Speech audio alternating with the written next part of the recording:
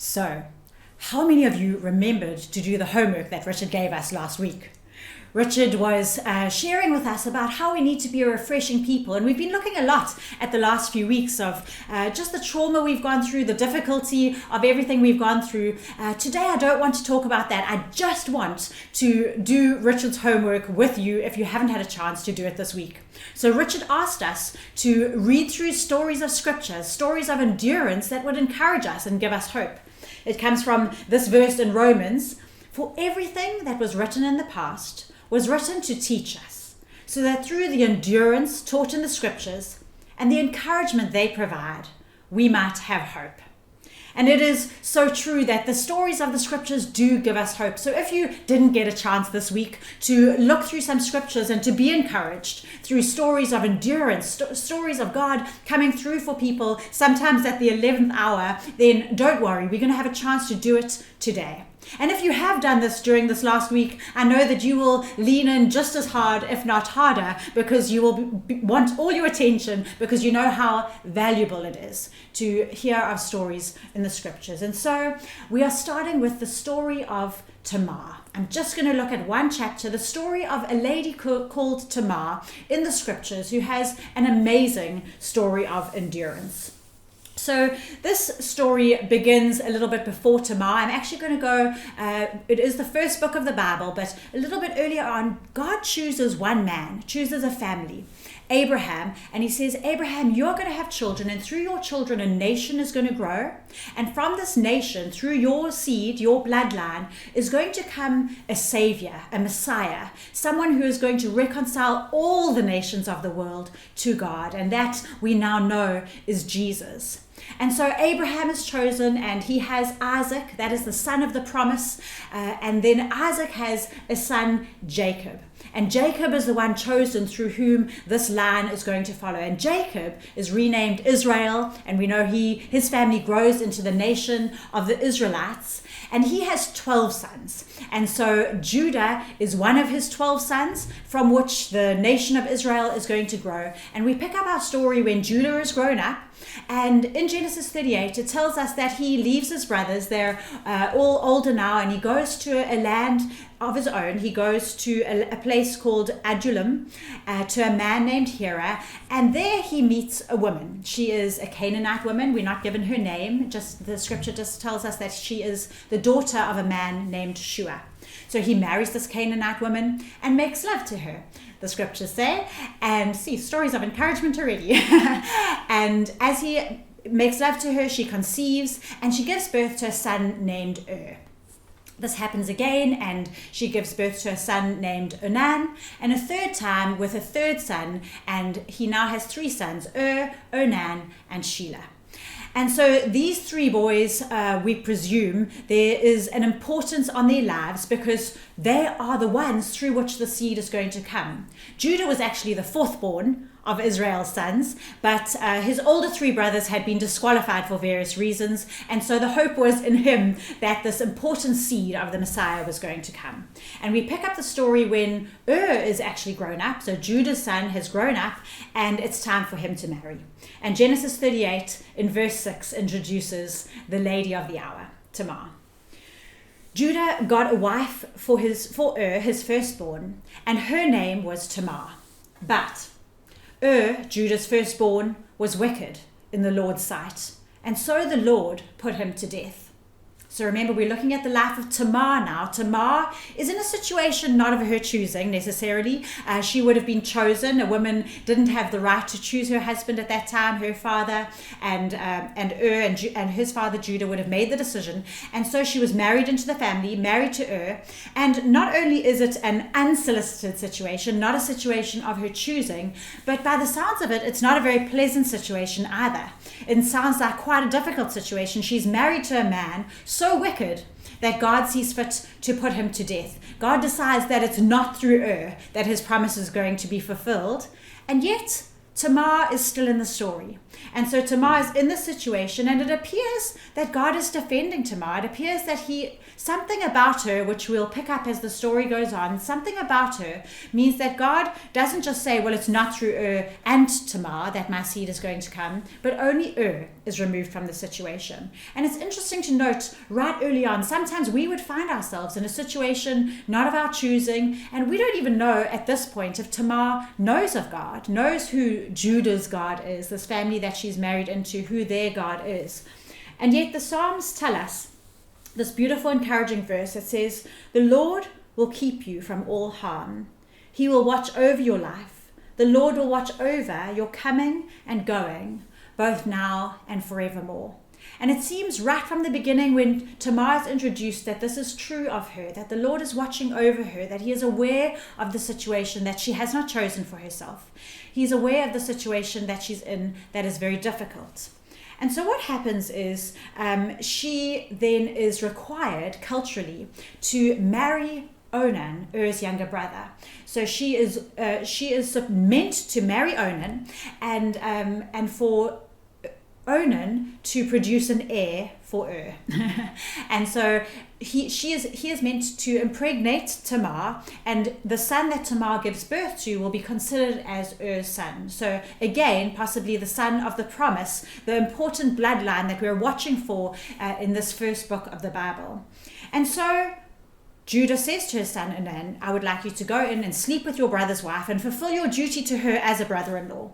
So he has a duty to Tamar. It's time to raise up offspring for your brother, Judah tells his son Onan. But Onan knew that the child wouldn't be his, that if he went in and slept with Tamar, that when she gave birth to a son, it wouldn't be his son. And so he doesn't want to do it, but he abuses the situation. He goes in and sleeps with her.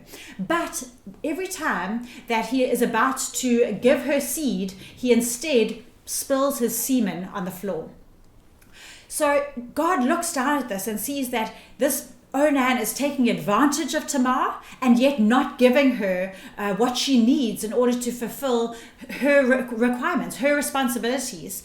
And so God is not pleased with Onan, and he decides that Onan also will not be the one through whom his seed comes. And so Onan dies as well.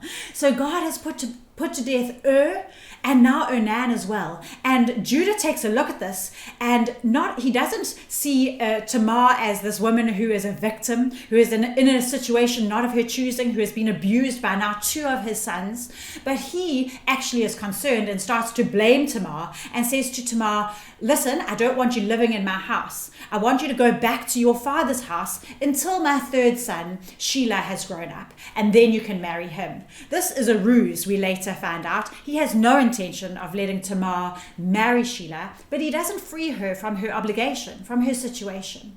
And so Tamar finds herself in a situation she didn't want, in a situation that is a difficult situation, and now she is locked into the situation and she's unable to commit to what she needs to do. She is required, this situation requires of her that she has a child, that she produces an heir for this family, and yet she's sent back to her parents' house and she's unable to fulfill her duties and not free to move on with her life.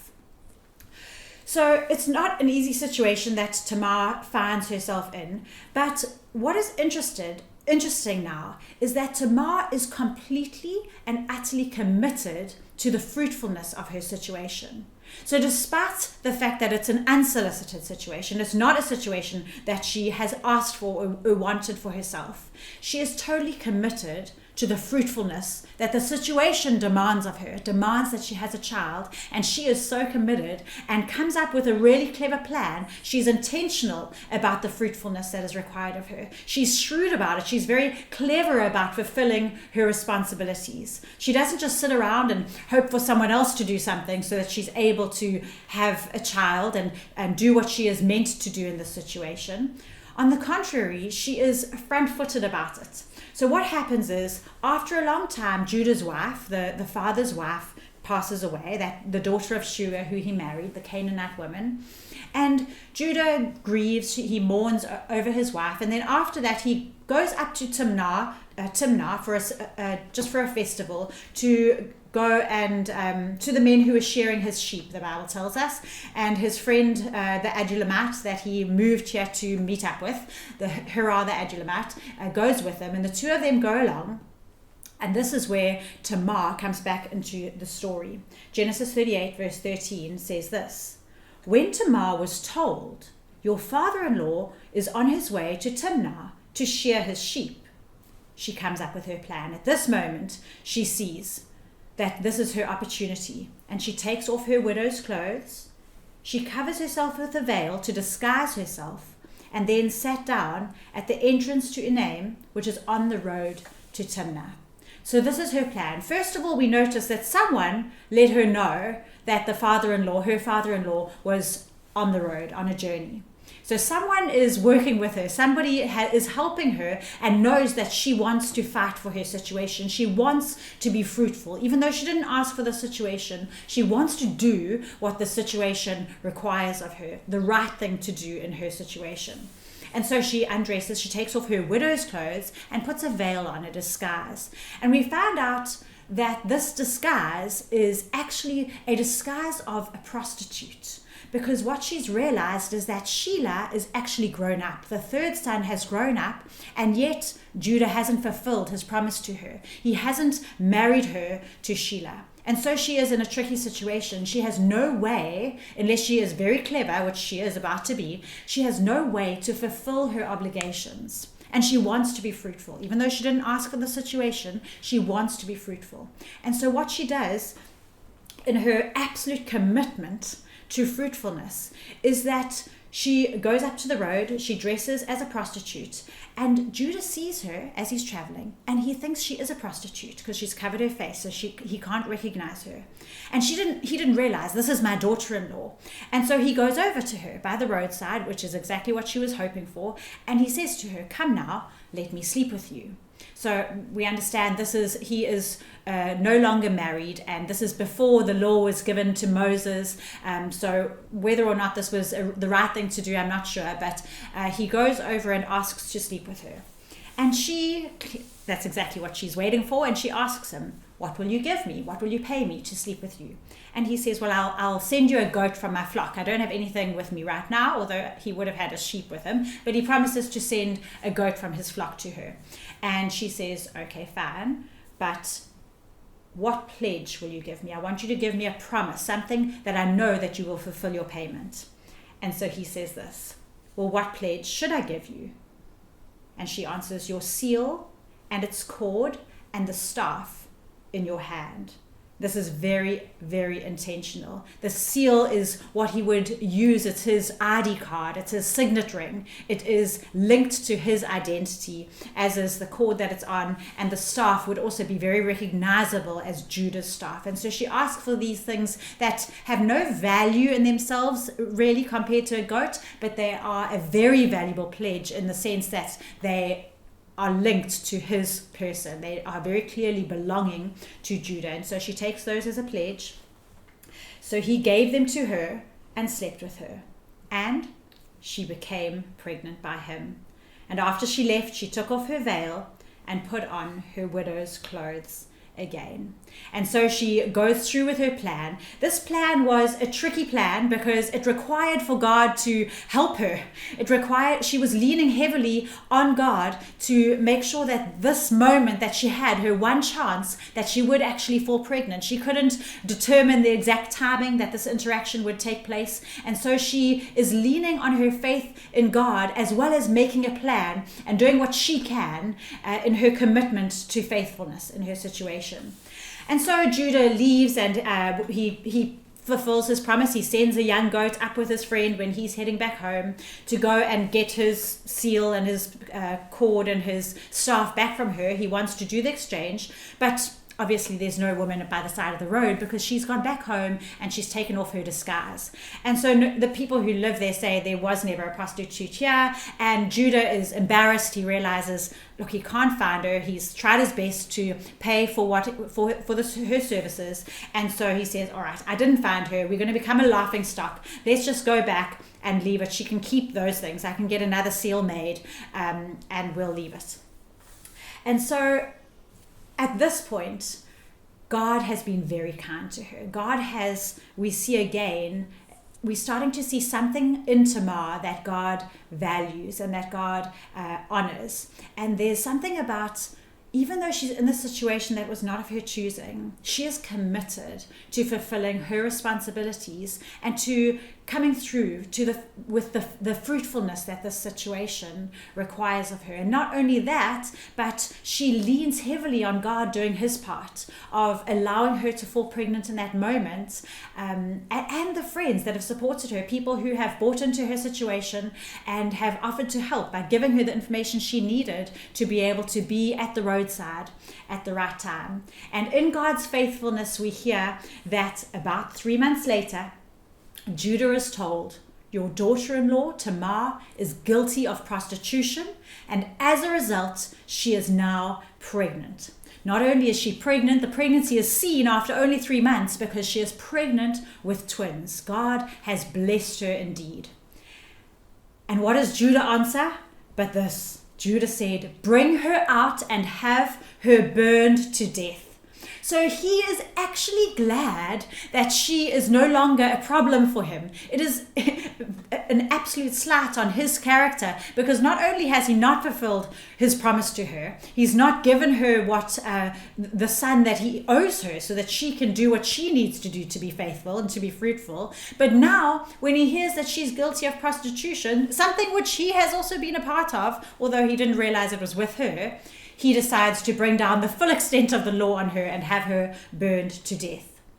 And now is her moment. She belongs to the family. They're allowed to do whatever they want with her. She is not free of Judah's family, and that's why he's able to make this pronouncement. She belongs to Judah, to Onan are now dead, and so to Shelah. And in a dramatic turn of events, this happens. Oh, sorry. As she was being brought out, she sent a message to her father-in-law. I am pregnant by the man who owns these, she said. And she added, see if you recognize whose seal and cord and staff these are. I'm pregnant by the man who owns these. And this is a moment of reckoning for Judah, as he realizes that Tamar has done everything she can to be fruitful in the situation that she has found herself. And he has not been faithful in the bargain. And he's good enough to notice that. He's good enough to recognize that she is in the right, actually, and he is in the wrong. And he answers, she is more righteous than I, since I wouldn't give her to my son Shelah. And he did not sleep with her again. And so he took her, and the twins in her womb are going to be his seed, the children of the promise that God gave a few generations earlier, and yet he's not going to abuse her again. Her situation has finally landed in somewhere that will be more comfortable for her. So I just want to turn to you for a minute. You may well be in a situation that is not of your choosing.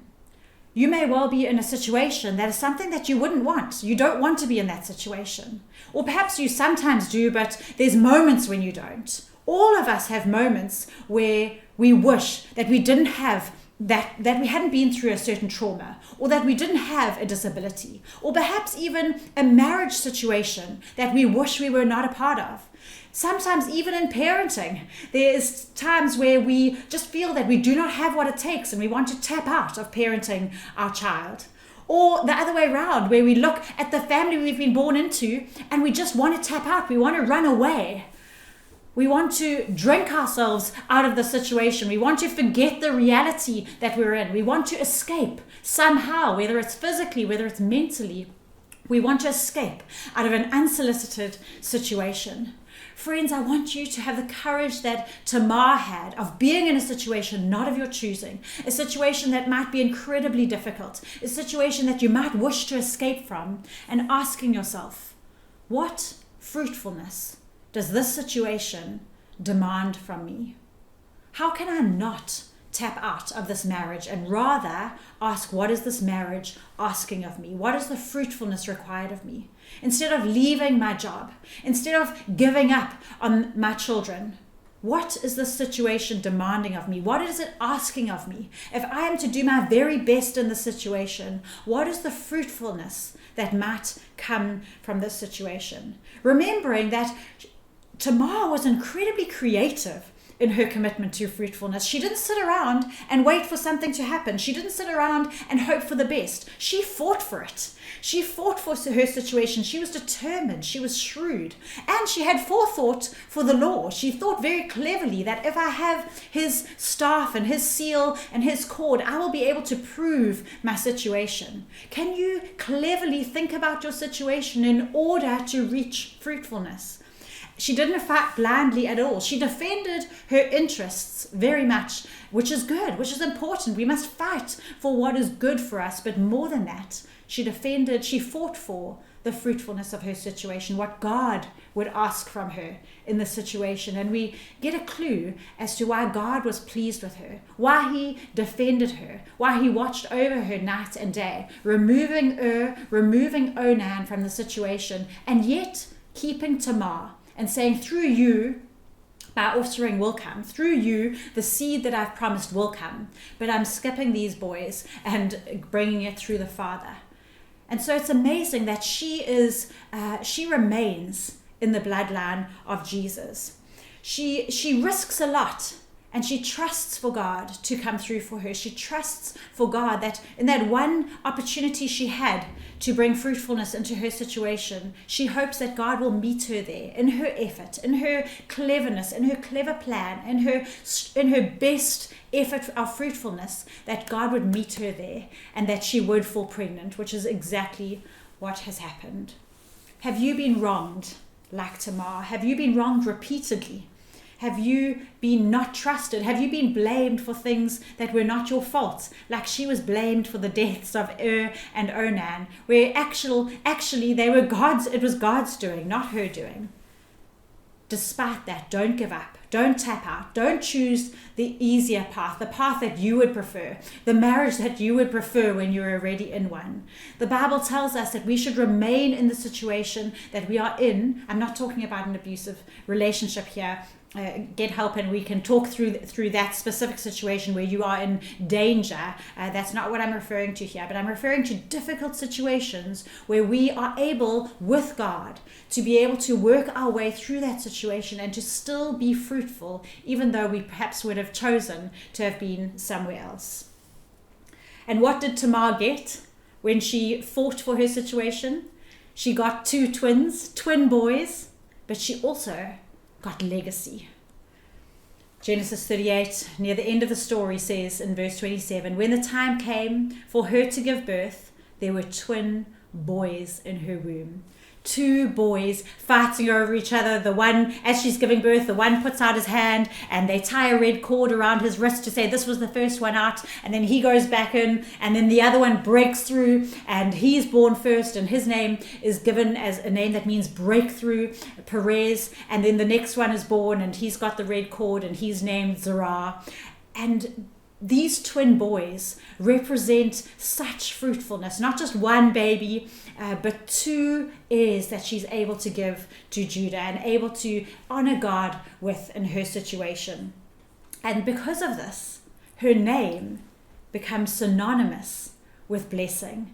Amazingly, not only is she now in the bloodline of Jesus, but a few books later, we read in the book of Ruth, I'm not going to go into the story, but there's a situation where a man, Boaz, and Ruth are about to be married, and a blessing is spoken over their marriage and over their fruitfulness. And the blessing is this: through the offspring the Lord gives you by this young woman, by Ruth who is getting married, may your family be like that of Perez, whom Tamar bore to Judah. May you have a breakthrough legacy, a legacy that is great, a legacy like that of Tamar. Her name becomes synonymous with blessing. It is used to bless other women. May you, as you commit to your situation, as you fight for the situation that you're in, no matter if it is what you wanted or not, may there be fruitfulness in your situation as you don't give up. Her name becomes synonymous with blessing. And as we read later on, as I've already alluded to, it also becomes synonymous with legacy, with the blessing of Jesus. So she is in the genealogy of Jesus, which we read in Matthew.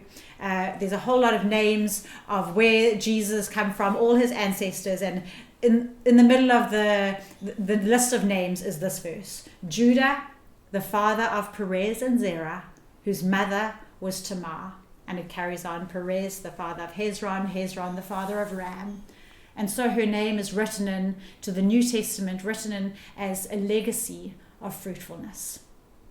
And so we look at this story and this woman whose name became synonymous with blessing, simply because despite the situation she was in, despite being in a difficult situation that was not of her choosing, she was committed to faithfulness. She was committed to committed to fruitfulness. She was committed to being faithful and doing whatever it took, not tapping out, not giving up, not sitting around and waiting for somebody else to allow her to be fruitful. But she did her part. She fought. She was clever. She planned. She was very intentional about making her situation as fruitful as possible and bringing through the fruitfulness that the situation demanded of her.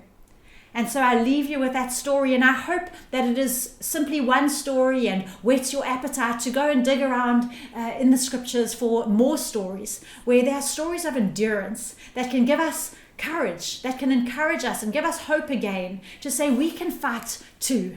No matter what situation we're in, no matter what difficulty we're in, even if we didn't ask to be here, we can fight for fruitfulness in our situation. We can, with faithful determination, come through in this situation and honor God and bring him glory through whatever we are able to produce in the situation that we're in.